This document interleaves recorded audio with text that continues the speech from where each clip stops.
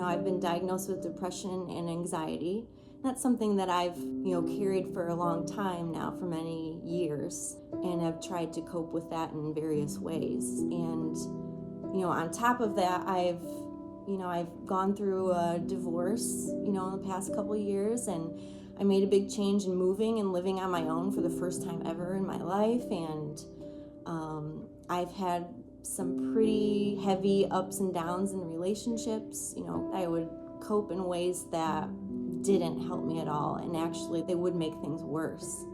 And I got to a point where I almost hit like the rock bottom moment of my life, where it wasn't working. What I was doing and trying to do by myself or on my own wasn't working. And that's when I started attending CedarCreek. And I had always had this feeling about church and God that I've made so many mistakes in my life, and I've made choices that were not good for myself or even some people around me. And I thought that, well, God's disappointed in me, and God's just like, oh, well, you did that wrong and good luck with that. And I just kind of felt like I was doomed and there's no point.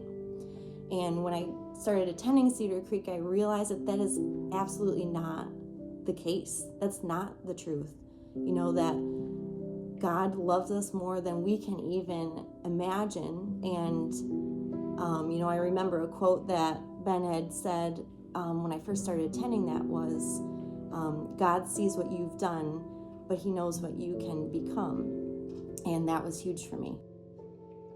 I haven't been going to work, so I haven't had like a very steady schedule, and the uncertainty of what is going to happen when we go back to work and when we go back to school and things like that was very overwhelming for me.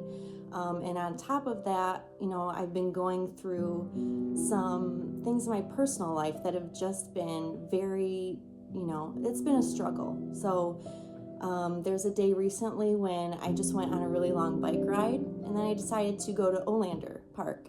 I sat on a bench, the sun was starting to set a little bit, and I just took a moment to really just embrace the little things that were happening around me, just like what the water looked like, and looking at the sunset and being mindful of all the little things around me. I did feel this overwhelming urge to want to pray. Gosh, I'm trying to do these things on my own. I'm trying to, figure things out on my own. And why am I doing that? I need to ask for help and for guidance. And I just felt this urge, like, Chelsie, just be still, and now's the time to pray. And, I listened to the song, Do It Again, on my way home. And I had missed the service that day.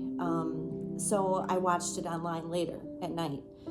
And here comes the band, who are so good.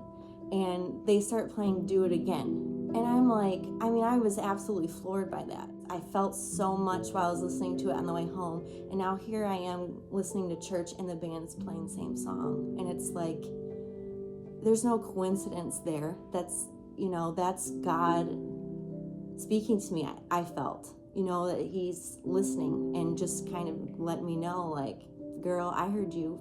I heard you. And the message on top of that was, again, just exactly what I needed to hear.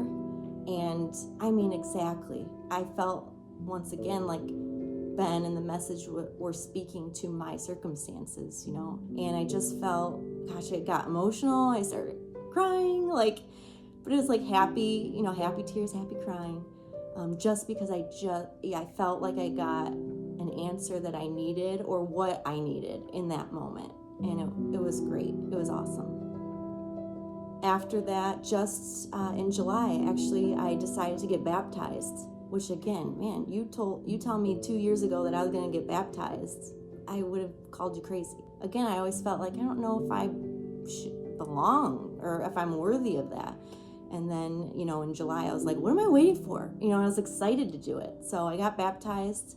I feel like right now I'm at such a change in my life from where I was a year ago, even though, there hasn't been one big thing that's, I made a major change in my life. But the way that I go about making decisions and the way that I depend upon God for help and guidance through everything that I do, I'm able to handle things differently now. And I still struggle with things. I have low days and I worry about things. And the way that I cope with things now is so much different than what I was doing before. And, I've learned to depend on God for help in those moments that, seem very helpless or hopeless. And He, in return, calms me, and I know that the best is yet to come.